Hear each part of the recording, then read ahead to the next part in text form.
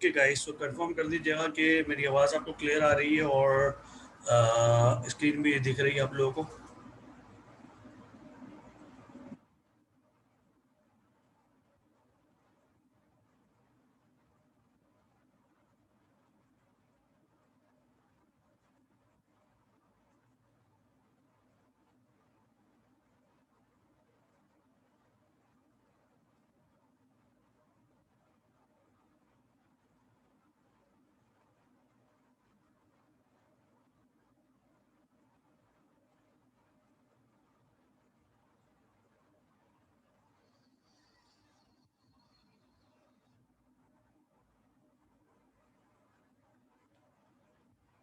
Okay fine, ठीक है, so let's continue. जी, तो हमने जो है वो आपके लिए क्वेश्चन लास्ट आपके लिए डाला था क्वेश्चन के अ, कि इस क्वेश्चन की रिस्पांस कैटेगरीज जो हैं इसमें लाइक कोई इशू है या नहीं है, और अगर है, डेफिनेटली है, क्योंकि आपसे डायरेक्टली पूछा जा रहा है कि what's wrong with this question. तो आपको मतलब रिस्पांस कैटेगरी में इशू नज़र आ रहा है या क्वेश्चन में कोई इशू नज़र आ रहा है तो please let me know. Yes, any observations from you guys?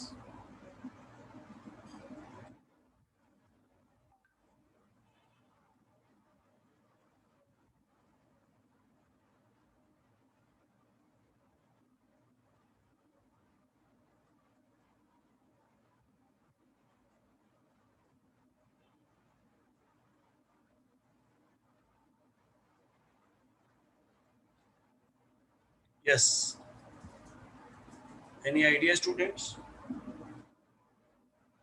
देखिए आप इसमें क्या कह रहा है, देखिए आपके what do you like about Bank of Americans online banking service, ठीक है ना। अब इसमें आपसे जो है वो जनरली पूछ लिया गया है कि व्हाट डू यू लाइक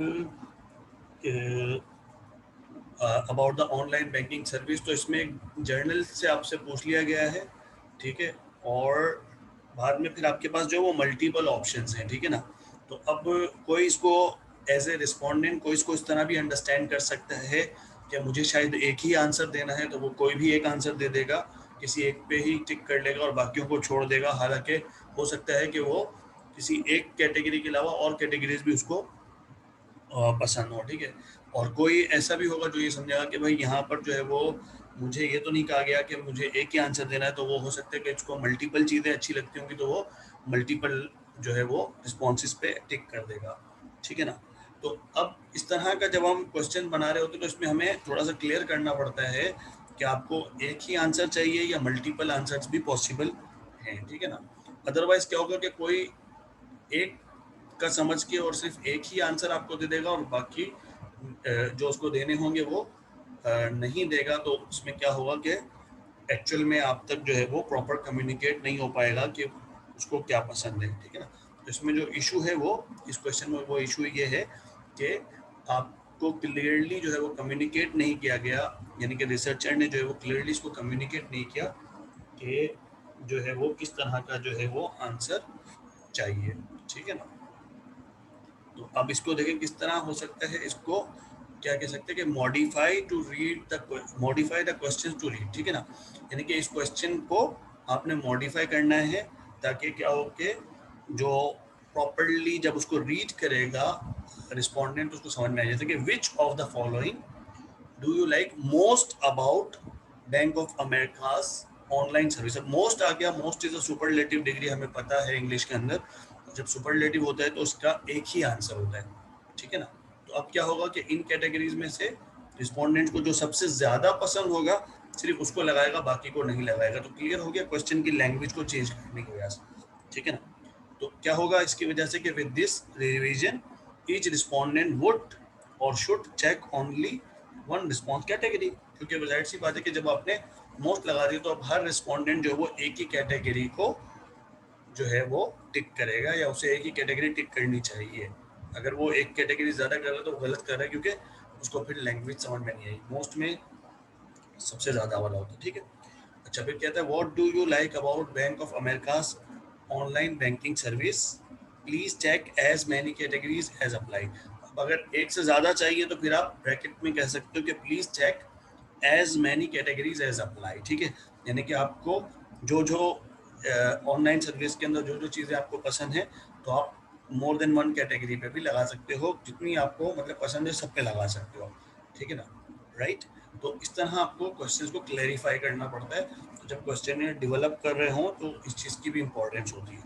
फिर कहता है नंबर ऑफ रिस्पॉन्स कैटेगरीज, ठीक है ना। तो नंबर ऑफ रिस्पॉन्स कैटेगरीज में लाइक मल्टीपल कैटेगरीज क्वेश्चंस भी होते हैं। मल्टीपल कैटेगरीज जो क्वेश्चंस होते हैं, सॉरी, उसके अंदर जो है वो आपके ये भी हो सकते हैं कि लाइक डाइकोटोमस भी हो सकते हैं आपके, ठीक है, और आपके ओपन एंडेड भी हो सकते हैं और मल्टीपल कैटेगरी भी हो सकते हैं, ठीक है ना, राइट। लाइक डाइकोटोमस में क्या है कि आपने यस या नो दे दिया, राइट।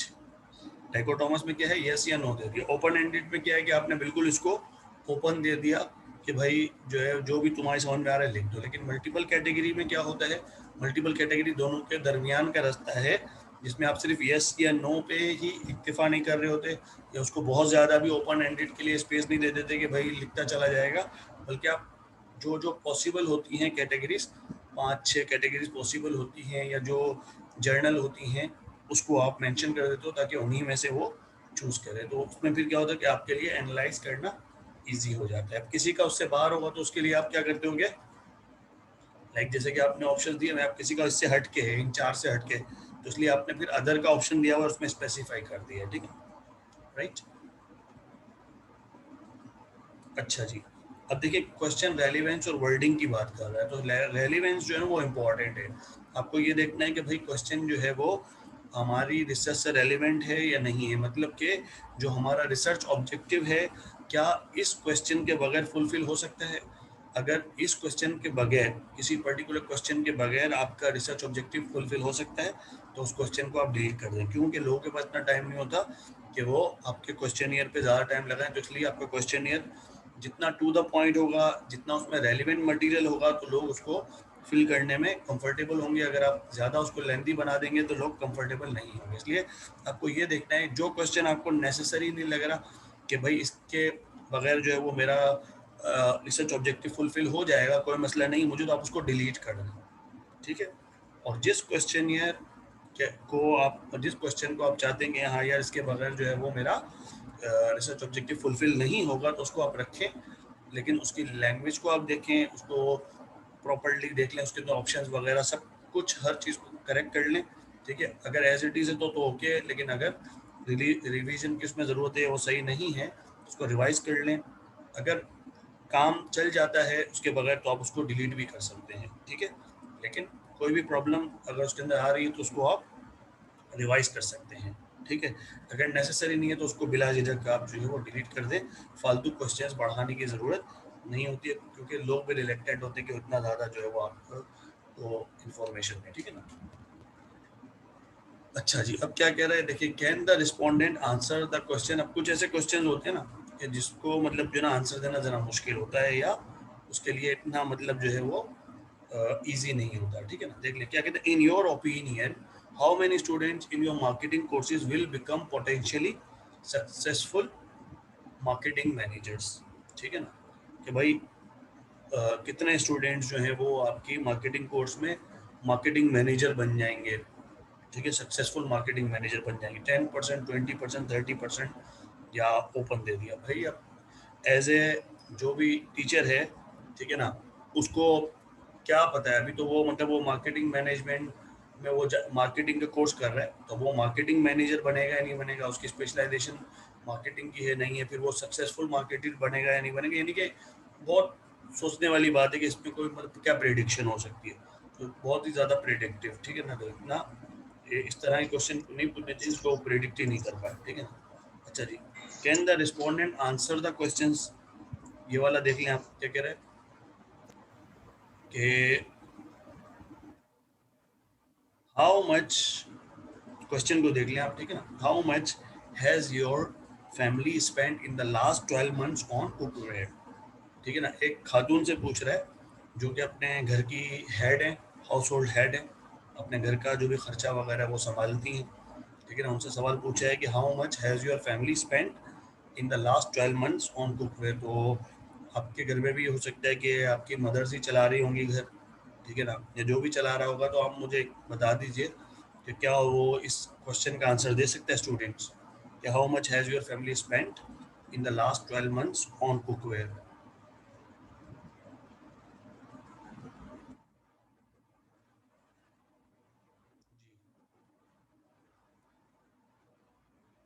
मेरे ख्याल से तो मतलब वो जो भी होगा वो नहीं दे सकता, उसकी वजह ये है कि,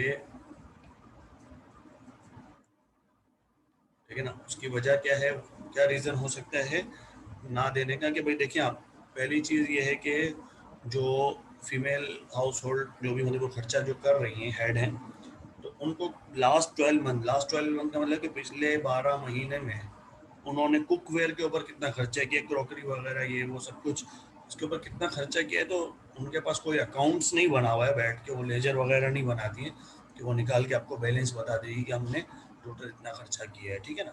तो इस तरह के क्वेश्चन नहीं पूछने चाहिए, क्योंकि अगर वो बताएंगे भी तो एक अंदाज़ा कुछ भी बता देंगी तो वो एक्चुअल में एक्यूरेट नहीं होगा। लास्ट 12 मंथ का किसको याद रहता है, ठीक है ना। तो इस तरह के क्वेश्चंस भी नहीं पूछने चाहिए, इससे कोई फ़ायदा नहीं होगा, जो डेटा मिलेगा आपका, आपको वो किसी काम का खास नहीं होगा, ठीक है। चलिए, writing a question for international markets, अच्छा ये भी इम्पॉर्टेंट है कि आप जो है वो क्वेश्चनियर बना रहे हो तो किसके लिए बना रहे हो, क्योंकि कुछ ऐसे वर्ड्स होते हैं जो कि डिफरेंट कल्चर में उसके डिफरेंट मीनिंग्स हो जाते हैं, ठीक है ना। लाइक यहाँ पर एक आपको एग्जांपल दी गई है, Japan, China and non English speaking European countries.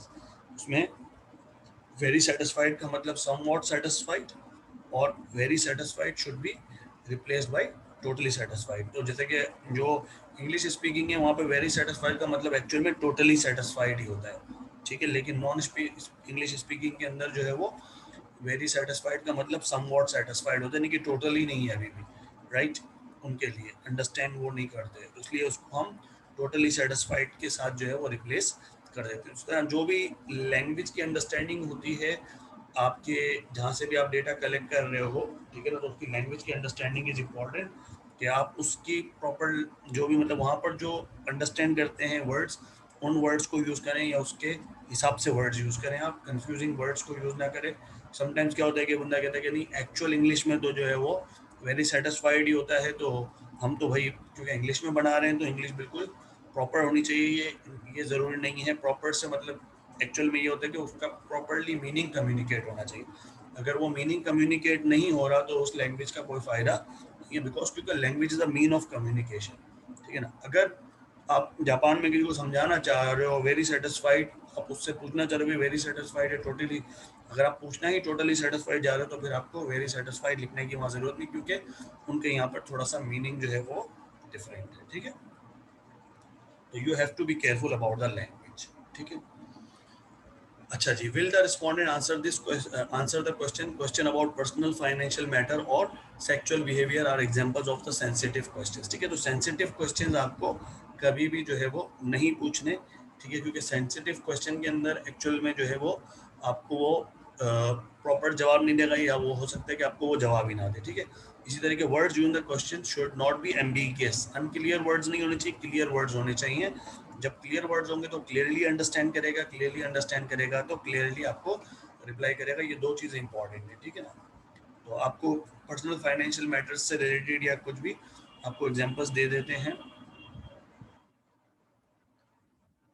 कि लाइक आपने मतलब किसी से ये पूछ लिया कि मतलब what is your income and how much part of your income do you save in bank and how much cash do you keep at your home, ठीक है ना। तो वो बोलेगा भाई क्या मेरे घर में डाका मारना है क्या तुमने जो तुम पूछ रहे हो।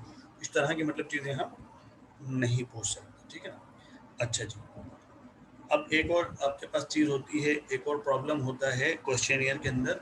वो क्या होता है, डबल बैरल क्वेश्चन। ये ऐसे क्वेश्चन होते हैं जिसके अंदर आप एक ही क्वेश्चन में एक्चुअल में एक बात नहीं पूछ रहे होते हो बल्कि दो बातें पूछ रहे होते हैं या दो से ज़्यादा बातें पूछ रहे होते हैं। उसको हम कहते हैं डबल बैरल।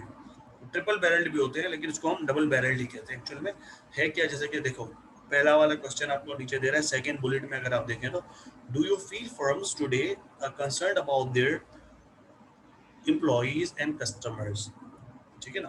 क्या आप फील करते हैं कि आजकल फर्म्स जो हैं वो कंसर्न हैं अपने एम्प्लॉयज़ और कस्टमर्स के बारे में। अब एम्प्लॉयज़ के बारे में कंसर्न होना फर्म का वो और बात है, और कस्टमर्स के बारे में कंसर्न होना और बात है, ठीक है। तो ये दो अलग अलग क्वेश्चन है। अगर वो यस कहेगा या नो कहेगा तो थोड़ा सा मतलब जो कंफ्यूजन, किसके लिए भाई यस कहा, कस्टमर के लिए यस कहा या एम्प्लॉयज़ के लिए यस कहा या दोनों के लिए यस कहा। और अगर नो कहा तो किसके लिए नो कहा, कस्टमर के लिए नो कहा, एम्प्लॉयज के लिए नो कहा या दोनों के लिए नो कहा। तो इससे कंफ्यूजिंग, ठीक है। इसलिए दो क्वेश्चंस एक ही उसमें नहीं पूछने चाहिए, दोनों को अलहदा अलहदा करके पूछना चाहिए, ठीक है। राइट। ये वही वाली बात है जो मैंने अभी आपको एक्सप्लेन कर दी है, तो रिपीट करने की जरूरत नहीं। अब देखें इसकी रिवीजन कैसे होगी। The revision is usually accomplished by breaking one question into several questions. अब जितने बना सकते हो, लाइक यहाँ पर जो है ना वो दो बातें पूछी तो हम इस एक क्वेश्चन को दो में रिवर्ट कर सकते हैं, दो में कर देंगे, इसको डिवाइड कर देंगे आप, ठीक है। एग्जाम्पल आपको दी हुई है कि do you feel firms today are concern about their employees, ठीक है। तो पहले एम्प्लॉयज का बना लिया, दूसरा question do you feel firms today are concern about their customers, तो दूसरा क्वेश्चन बना लिया कस्टमर का, क्योंकि दोनों अलहदा अलहदा है, एक नहीं है, ठीक है ना। तो इसलिए you have to be careful कि आप इनके जो क्वेश्चंस हैं उसको भी आप अलहदा अलहदा बनाएंगे, ठीक है। Right. Is that clear until here, यहाँ तक क्लियर है। अगर कोई क्वेश्चन है तो आप पूछ सकते हैं।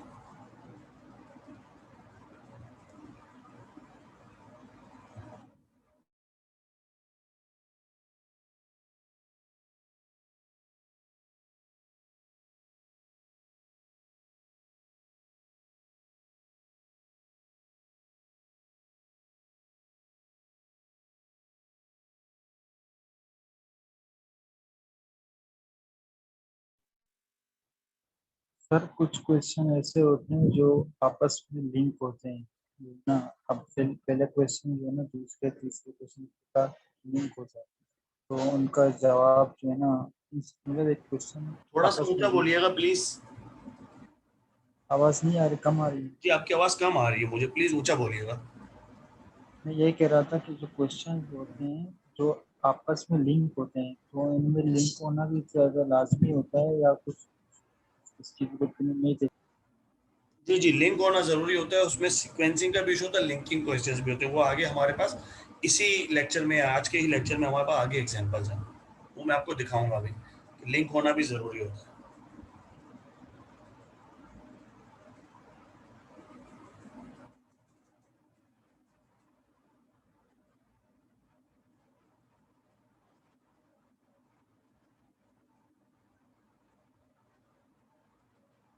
ओके जी, तो होपफुली यहाँ तक क्लियर है।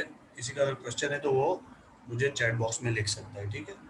चैट बॉक्स में लिखें तो बेटर रहेगा, क्योंकि थोड़ा सा जो है वो स्पीकर में इशू आ रहा है मेरे पास, ठीक है। राइट। अच्छा जी, इसके बाद एक एग्जांपल है हमारे पास जो है वो लीडिंग क्वेश्चन की एग्जांपल है, ठीक है। लीडिंग क्वेश्चन क्या होता है, लीडिंग क्वेश्चन को भी समझ लें आप कि लीडिंग क्वेश्चन एक्चुअल में होता है कि लाइक लीडिंग क्वेश्चन में एक्चुअल में क्या होता है कि आप अपने जिस तरह का आपको जो आंसर चाहिए होता है, राइट, तो आप क्या करते हैं, इन्फ्लुएंस करने की कोशिश करते हैं अपने क्वेश्चन की लैंग्वेज के थ्रू, अपने रिस्पोंडेंट पे इन्फ्लुएंस करने की कोशिश करते हैं कि जो आपको आंसर चाहिए आपको अपनी मर्जी का आंसर मिले। इसको क्या कहते हैं, लीडिंग क्वेश्चन। ऐसा क्वेश्चन बनाना कि जिससे ज़्यादा फोकस जो है वो लोगों का उसी चीज़ पे हो जाए, आपके रिस्पोंडेंट का, जो आपको आंसर चाहिए। जैसे कि यहाँ लैंग्वेज क्या कह रही है, देखिए लैंग्वेज देखिए आप इसकी, कि कहता है कि don't you think offshore drilling for oil is environmentally unsound. क्या तुम्हें नहीं लगता कि ऑफशोर ड्रिलिंग जो है समंदर के अंदर, ठीक है, जो ड्रिलिंग करते हैं ऑयल के लिए, वो इन्वायरमेंटली अनसाउंड है, यानी कि माहौल के लिए ठीक नहीं है। तुम्हें नहीं लगता ऐसा? यानी कि ये कैसा है, ये आपसे चाह रहा है कि आप यस का आंसर दो, ठीक है ना, लैंग्वेज की वजह से लग रहा है। तो इसलिए एक्चुअल में लैंग्वेज आपकी ऐसी होनी चाहिए कि जो न्यूट्रल हो, आपकी लैंग्वेज न्यूट्रल होनी चाहिए, जो उसे लगता है वो अपनी मर्जी से आंसर देगा। आपकी लैंग्वेज जो है ना वो बायस्ड नहीं होनी चाहिए। इसी तरीके से दूसरा क्वेश्चन भी देख लें, फिर इसको किस तरह करेक्ट करना है ये भी देख लेंगे आप। ठीक है, दूसरा क्वेश्चन क्या कह रहा है, do you think the quality of products on the market today is as high as it used to be 10 years ago। ठीक है, तो क्या तुम्हें लगता है कि भाई ये प्रोडक्ट की जो क्वालिटी है मार्केट में वो उतनी ही हाई है जितनी ये 10 साल पहले हुआ करती थी? यस, नो या नो ओपिनियन। ठीक है ना, तो ये इस तरह के जो क्वेश्चन होते हैं इसमें जो है वो बिल्कुल एक पर्टिकुलर चीज़ के ऊपर फोकस कर दिया जाता है, इंसान को लीड कर लिया जाता है कि वो एक पर्टिकुलर आंसर की तरफ उसका फोकस हो जाए। ठीक है ना, तो इससे बचने के लिए क्या करेंगे आप, इससे बचने के लिए आप इसमें थोड़ी सी जो है वो चेंजेस कर देंगे। जैसे कि पहला वाला है, पहले वाले में देखा क्या कर दिया इसको इसने, यहाँ पर आप देखें, what is your feeling about the environmental impact of offshore drilling for oil. ठीक है, नॉर्मल क्वेश्चन करते हैं, what is your feeling about the environmental impact of offshore drilling for oil. ठीक है, फिर ऑप्शन बना दिए कि offshore drilling is environmentally sound, offshore drilling is environmentally unsound and no opinion. ठीक है ना, तो अब उसमें पहले क्या था कि अनसाउंड के ऊपर फोकस था, कि अगर इंसान डायरेक्टली जाएगा तो वो उसके जहन में यही जाएगा कि यार ये एनवायरमेंटली अनसाउंड है, तो उसके ऊपर फोकस आपने कर दिया तो वो यस पे ही लगाएगा। लेकिन यहाँ पर जो है वो लीडिंग नहीं है, अब आपने इसको क्या कर दिया, न्यूट्रलिटी इसके अंदर डाल दी है, मॉडिफाई करके इसको न्यूट्रल बना दिया क्वेश्चन को, और आप उसमें दोनों ऑप्शंस आपने डाल दिए, तो अब साउंड और अनसाउंड दोनों की तरफ उसका फोकस है। अब उसको जो भी एक्चुअल उसका बिहेवियर होगा अगेंस्ट दिस पर्टिकुलर क्वेश्चन, वो फिर उसी पे ही टिक करेगा। ठीक है, इसी तरीके से दूसरा वाला देख लिया आप, उसमें how do you feel about the quality of products on the market today compared with the quality of products on the market 10 years ago। ठीक है ना, यहाँ पे कंपैरिजन का इसने वर्ड यूज कर लिया, कंपेयर। ठीक है, जबकि पिछले में इसने क्या कहा था कि उतनी ही क्वालिटी है। ठीक है ना, as high as it use to be 10 years ago, कि क्वालिटी उतनी ही हाई है जितनी पहले होती थी। तो उसने उतनी, यानी कि उसने हाई का वर्ड यूज किया, फोकस करवाया हाई क्वालिटी के ऊपर। ठीक है, लेकिन यहाँ पर जो है वो इसने क्या किया कि quality of the products on the market today compared with the quality of product 10 years ago। 10 साल पहले जो क्वालिटी होती थी और अब की क्वालिटी में कंपैरिजन बताया है। ठीक है, कंपेयर करना है आपको, what is your feeling about the comparison. तो बेटर हो गई हैं, वर्स हो गई हैं, या जैसी पहले थी वैसी ही हो गई हैं। ठीक है ना, वैसी ही हैं, जैसी पहले थी वैसी ही हैं। ठीक है ना, तो इसमें अब क्या है कि इसमें आपके तीनों चीज़ों के ऊपर फोकस है। उसमें क्या कह रहा था, उतनी ही हाई है जितनी, यानी कि एक ही के ऊपर फोकस करवा दिया था। ठीक है, तो इसलिए लीडिंग क्वेश्चन को अवॉइड करना है। जो यहाँ पर क्वेश्चंस अभी दिए हुए हैं, इस तरह के क्वेश्चंस आपको बनाने चाहिए। ये एक लेक्चर सुनने से या एक लेक्चर लेने से कोई भी एक्सपर्ट नहीं होता, इसमें बहुत प्रैक्टिस करनी पड़ती है। अगर आप एक मतलब सीजन रिसर्चर होगे तो आप जो है वो इन तमाम चीज़ों को, और फिर लैंग्वेज के अंदर भी आपके पास जो है वो लैंग्वेज की भी आपके पास जो है वो लिटरेसी होनी चाहिए, तब जाकर जो है वो प्रॉपरली इंसान क्वेश्चन बनाता है प्रॉपर तरीके से। ठीक है ना, तो ये कर करके आता है, जिसको प्रोफेशनली काम कर रहा होता है उनके लिए ज़्यादा इम्पोर्टेंट है। ठीक है, अब देखिए दूसरा आपके पास जो है प्रॉब्लम होता है वो होता है वन साइडेड क्वेश्चंस। ठीक है, तो क्वेश्चंस में जो है वो वन साइडेड भी होते हैं अगर हम सिर्फ एक ही लाइक डायमेंशन की बात करें, जैसे कि यहाँ पे क्या कह रहा है कि do you feel firms today are concern about their employees, क्या लग रहा है आपको कि मतलब आप यानी पूछता है कि क्या लग रहा है कि आजकल के दौर में फर्म्स जो है वो अपने एम्प्लॉयज के लिए कंसर्न है। ये क्वेश्चन पहले भी आ चुका है, लेकिन पहले वहां पर मसला था डबल बैरल का। यहाँ पर क्या मसला है, यहाँ पर वन साइडेड, यानी कि हम सिर्फ कंसर्न की बात कर रहे हैं, ठीक है। कंसर्न अनकंसर्न दोनों हमें इसके अंदर डालने चाहिए, ठीक है ना। दूसरा क्या है, वुड यू एग्री और disagree the deregulation of airline industry has benefited the customers, के डीरेगुलेशन ऑफ द कंट्री जो है उसमें आप deregulation of the airline industry जो है उसने बेनिफिट किया है, इसको आप एग्री करते हो या नहीं करते हो, ठीक है। तो उसमें फोकस जो है वो किसके ऊपर है, सिर्फ और सिर्फ बेनिफिट के ऊपर है, ठीक है ना। बेनिफिट से आप एग्री करते हो या नहीं करते हो, ठीक है ना, राइट। किसने बेनिफिट किया है या नहीं किया, आप इस बात से एग्री करते हो या नहीं करते हो। अब इन दोनों क्वेश्चन को किस तरह रिवाइज किया जा सकता है, तो अब आप देखेंगे यहाँ पर, देखें पहला वाला क्या कह रहा है, कैसे अवॉइड कर सकते हैं वन साइडेड को, कि do you feel the firms today are concern about their employees, question वही है, राइट। लेकिन पहले वाले क्वेश्चन में क्या था कि वन साइडेडनेस था, तो आप कंसर्न के बारे में यस या नो कह सकते थे। लेकिन यहाँ पर अब इसको क्या किया कि ऑप्शन में चेंज कर दिया, क्या कहते क्या, कंसर्न अनकंसर्न नॉन ओपिनियन, ठीक है ना। कंसर्न अनकंसर्न, तो यस अगर नो होता तो नो कंसर्न होता, लेकिन कंसर्न और अनकंसर्न को कर दिया तो क्लियर हो गया, अनकंसर्न है भाई, राइट। इसी तरह दूसरा जो क्वेश्चन है, do you feel the deregulation of the airline industry has benefited the consumers, so has no impact on the consumers or has hurt the consumers, so और फिर रिप्लाई में आपको यस नो के बजाय has benefited, has had no impact on the customer, has hurt the customer and no opinion, ठीक है ना। तो इसलिए जो कोशिश ये होती है कि आपका क्वेश्चन जो है वो थोड़ा सा चीज़ों को क्लियर करे, आपके क्वेश्चन में ऐसे ऑप्शन होना जो क्लियरली जो है वो आपके रिस्पोंडेंट का जो ओपिनियन है वो क्लियरली आप तक कम्युनिकेट हो पाए, ठीक है। Language is important in this matter again, right. अब इसके बाद जो है वो कुछ एक और इशू होता है, वो क्या होता है आपका, वो होता है अनबैलेंस्ड क्वेश्चंस का, ठीक है जी। अनबैलेंस्ड क्वेश्चन का क्या इशू होता है कि इसके अंदर जो रिस्पॉन्सेज होते हैं उसका कोई बैलेंस नहीं होता, ठीक है ना। लाइक यहाँ देखिए आप क्या कह रहे हैं कि how important is price to you in buying a new car, ठीक है। प्राइस कितनी इंपॉर्टेंट है भाई तुम्हारे लिए, एक अगर नई कार खरीद रहे हो तो। अब इसमें इसने 5 ऑप्शन बना दी, more important than any other factor, extremely important, important, somewhat important, unimportant, ठीक है ना।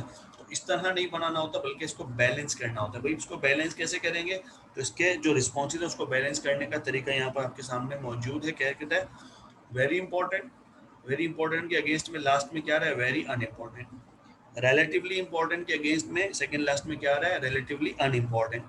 और दरमियान में जो न्यूट्रल पे रखा है अपने, नीदर इंपॉर्टेंट नॉट अनइम्पॉर्टेंट, ठीक है ना। अब देखिए ये बैलेंस हो गया इसके रिस्पॉन्सेज।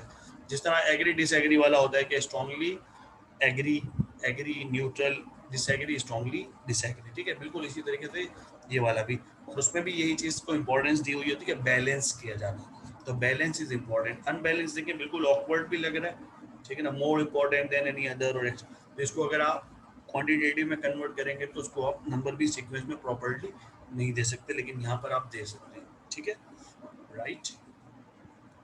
अच्छा जी, अब क्या कहते हैं, avoiding questions with implicit assumptions. भाई जब आप कोई क्वेश्चन पूछ रहे हैं तो आपको पहले से ही चीज़ों को अज्यूम नहीं करना कि आपके रिस्पोंडेंट को ये चीज़ें पहले से ही पता है, ठीक है ना। तो आपको थोड़ी सी डिटेल समटाइम्स देने की ज़रूरत पड़ती है, ठीक है। जैसे कि यहाँ पर एक क्वेश्चन है कि आर यू फेवरेबल, इंडिफरेंट और unfavourable toward a 10% increase in city taxes, ठीक है ना।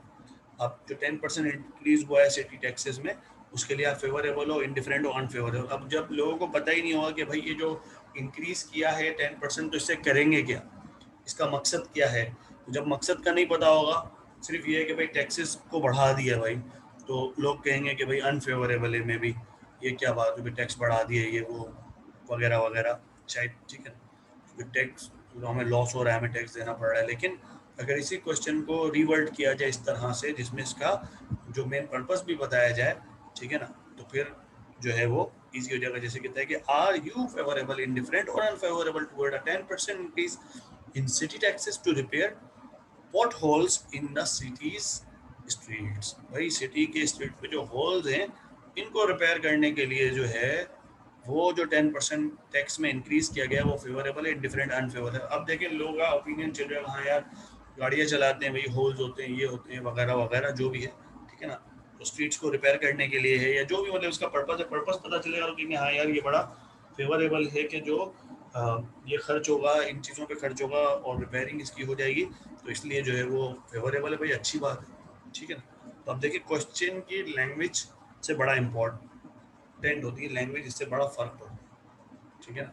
नाउ यू कैन अंडरस्टैंड कि मतलब जब मीडिया वाले भी लोगों का इंटरव्यू ले रहे होते तो उसमें किस तरीके से लोगों को मिसलीड करते हैं, ठीक है ना। लोगों से पूछ रहे होते हैं, सड़कों पे क्वेश्चन पूछे तो मिसलीड कर रहे होते समटाइम्स, ठीक है ना। समटाइम्स वो प्रॉपर पूछ रहे हो, समटाइम्स मिसलीड कर रहे होते, ठीक है। तो इट इज़ इम्पॉर्टेंट। अच्छा जी, तो अब जो इम्प्लिसिट अजम्पशंस के दूसरा जो है वो आपके पास एग्जांपल क्या है, पहली एग्जांपल आपको बता दी, उसमें क्या था, इम्प्लिसिट अज्यूम क्या हुआ था कि लोगों को पता है कि 10% इंक्रीज क्यों हुआ है, ठीक है ना। तो इसलिए मिसलीड हो गया, अगर उसको लोगों को नहीं पता होगा रिस्पोंडेंट को, तो वो हो सकता है कि अनफेवरेबल कहे, लेकिन आपने उसको प्रॉपरली बता दिया तो वो फेवरेबल कहेगा। यहाँ पर अब दूसरा क्वेश्चन है आपके पास, कहता है कि do you drink coffee while watching football baseball and so on, ठीक है भाई, फुटबॉल बेसबॉल या इस तरह कोई भी मैच देख रहे होते हो, कॉफ़ी पीते हो या नहीं पीते। अब डिपेंड कर, अब देखें इसके अंदर क्लियर नहीं है कि भाई कॉफ़ी पी रहा है फुटबॉल देखते हुए, बेसबॉल देखते हुए, जो भी है, तो वो कहाँ पर, ग्राउंड में देख रहा है या घर में देख रहा है टीवी पे, वो दोनों का डिफरेंट होता है ना, ठीक है, राइट। तो अगर मिसाल के तौर पे आप मार्केटर हो और आपको कॉफ़ी की अपनी प्रमोट करना है या कॉफ़ी का स्टॉल लगाना है या कुछ भी है, ठीक है ना, और आप स्टॉल लगाना चाहते हो ग्राउंड में, तो आप का जो मेन पर्पज होगा उन लोगों से पूछना होगा जो ग्राउंड में देख रहे हैं और कॉफ़ी पी रहे हैं, तो फिर आप वहाँ स्टॉल लगाओगे ना कॉफ़ी का। एक एग्जांपल दे रहा हूँ, राइट। अब वो घर में बैठ के कॉफ़ी पीता है और फुटबॉल देखता है, उसके लिए आपने ग्राउंड में लगा दिया, कोई मकसद नहीं है, ठीक है ना, समझने के लिए। तो इसको आप रिवर्ट कर सकते हैं, क्या कहते हैं कि during which of the following activities do you drink coffee, किस एक्टिविटीज के दौरान आप कॉफ़ी पीते हो, check as many as apply, जितनी भी अप्लाई होती है सब पे लगा दो। अटेंडिंग बॉल गेम्स, यानी अटेंड कर रहे हो आप, ग्राउंड में देख रहे हो। Attending sports events other than ball games, कोई अदर स्पोर्ट इवेंट होते हैं जो बॉल गेम ना हो, कोई भी हो, रेसिंग हो सकती है, लाइक हैमर थ्रोइंग या कोई भी मतलब हो सकती है, ठीक है ना, जो अदर देन बॉल गेम्स है। फाइटिंग हो सकती है, बॉक्सिंग हो सकती है, रेसलिंग हो सकती है, ठीक है। अच्छा जी, और watching ball games on TV, अब बॉल गेम्स को अटेंड नहीं कर रहा है, यानी कि ग्राउंड में या जो भी जिम जिम वगैरह जो भी इसमें नहीं देख रहा, बल्कि घर पे देख रहा है, टीवी पे बैठ के देख रहा है। Watching sporting events other than ball games on TV, ठीक है ना। तो फर्क पड़ गया, अब क्लियर हो गया कि भाई कॉफ़ी किस किस टाइम पीता, जो चारों टाइम पीता होगा चारों में लिख देगा, चारों इवेंट्स में। जो सिर्फ घर पे बैठे हुए वॉचिंग करते हुए देगा, वो हो सकता है दो में लगा दे, और इस तरह सो ऑन, ठीक है ना। तो इसलिए क्वेश्चन की वजह से फर्क पड़ जाता है। ये भी क्वेश्चन वही पूछना चाह रहा था लेकिन क्लियर नहीं, तो आपको रिस्पॉन्स भी क्लियर नहीं मिलेगा। तो your objective should be kept in your mind, that what is your objective of asking this particular question, you have to be clear about the question.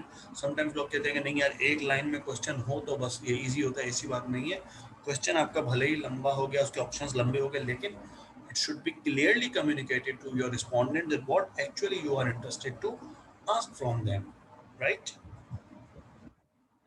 अच्छा जी, अब कहता है गार्डिंग अगेंस्ट एरर्स, ठीक है नहीं, एरर जो है ना वो नहीं होने चाहिए आपके। कहता है how often do you eat eggs for breakfast, ठीक है ना भाई, कितना अंडे खाते हो ब्रेकफास्ट में, फ्रीक्वेंटली, ओकेजनली, रेयरली, नेवर, ठीक है ना। आपने फ्रीक्वेंसी एडजेक्टिव्स यहाँ पर लगा दिए, फ्रीक्वेंसी एडवर्ब्स यहाँ पर लगा दिए, लेकिन फ्रीक्वेंसी एडवर्ब्स से जो है वो चीज़ क्लियर नहीं हो रही है। अब यहाँ फ्रीक्वेंटली का क्या मतलब है, ओकेजनली, रेयरली का क्या मतलब है, ठीक है ना। फ्रीक्वेंटली अंडे खाता हूँ तो फ्रीक्वेंटली मतलब कितना, ठीक है ना। तो बेटर ये है कि इसको आप क्या करें, इसको आप प्रॉपरली कर दें। इसको एरर फ्री करने के लिए आपको क्या करना पड़ेगा, रिवाइज करना पड़ेगा। कैसे रिवाइज करेंगे, simply on average how many days per week do you eat eggs for breakfast, एक हफ्ते में कितने दिन अंडे खाते हो भाई, ठीक है ना। तुम्हारे नाश्ते में अंडा कितने दिन होता है हफ्ते में, तो अगर जो रोज़ाना खाता है वो कहेगा एवरी डे, 5 या 6 डेज होता है हफ्ते में, तो 3 to 4 डेज होता है, या 1 to 2 डेज होता है, या less than 1 day per week, यानी कि हो सकता है कि समटाइम्स किसी हफ्ते में वो एक दिन भी नहीं खाता, किसी हफ्ते में एक दिन खा लेता है। कुछ ऐसे लोग होंगे जो कभी भी एक ब्रेकफास्ट में नहीं खाते, तो वो भी लगा देंगे। Now it's quite clear. Okay, the question is same, but like that the responses and all the things and the wording is important. So you have to be very much clear when you are asking the question. Again, the language and understanding of the language is important, right? Because it's all about the communication. So when you're communicating, language is important. Okay? You are a good researcher, that's fine. You have great ideas of the research, that's fine. But if you are not able to communicate your questions to your respondents, then it will be a disaster. Okay. Now the complex questions are there. Complex questions क्या होते हैं? In which of the following do you typically invest your liquid assets? ठीक है ना? अब ये complex question क्यों है? कॉम्प्लेक्स क्वेश्चन इसलिए है बिकॉज कि आप उसके अंदर टेक्निकल लैंग्वेज ज़्यादा यूज़ कर रहे हो. जैसे कि आपने किसी से पूछ लिया in which of the following do you typically invest your liquid assets. भाई लिक्विड एसेट्स किस में करते हो? अब जो नॉन अकाउंटिंग नॉन फाइनेंस का बंदा होगा उसको शायद लिक्विड एसेट्स की इतनी डेफिनेशन का भी नहीं पता होगा. फिर आप कह रहे हो insured accounts, stock market, insured accounts and stock market. अब उसको इंश्योर्ड अकाउंट्स का भी नहीं पता इंश्योर्ड अकाउंट्स क्या होता है वगैरह.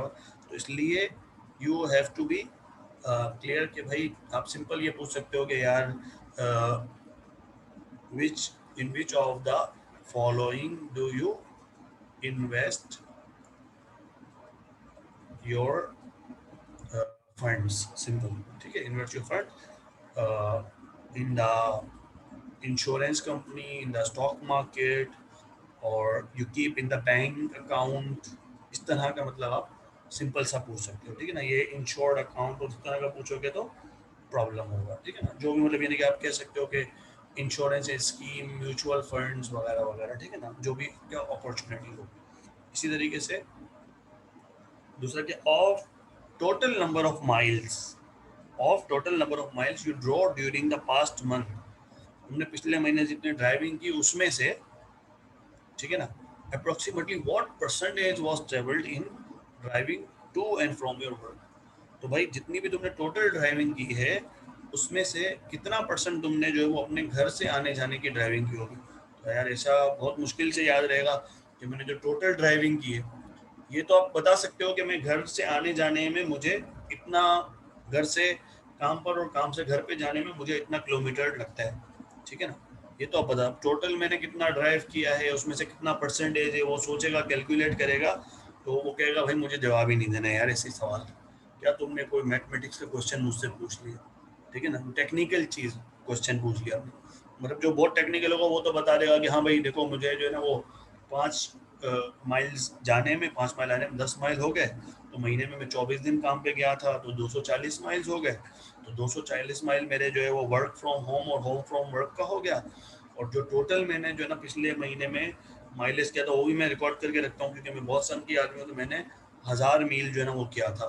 तो 1000 मील किया था तो 1000 मील में से 240 मील जो है ना वो मेरा घर से आने जाने के लिए. तो इसका मतलब 24% है. तो वो लिख देगा 24%. लेकिन हर कोई इस तरह का जवाब नहीं दे सकता है. ठीक है ना? 100 में से 2-3 लोग आपको शायद इस क्वेश्चन का जवाब देंगे, बाकी बोलेंगे भाई तुमने ये क्या घन चक्कर सवाल पूछा. तो इसलिए ऐसी चीजें आप ना ही पूछे तो बेहतर. ठीक है जी.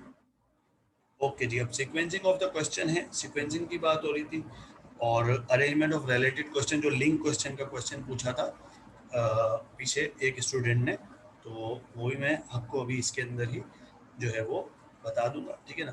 अब पोजीशन जो है ना वो इम्पोर्टेंट होती है. डेमोग्राफिक या सेंसिटिव क्वेश्चन होते हैं उसकी पोजीशन क्या होनी चाहिए.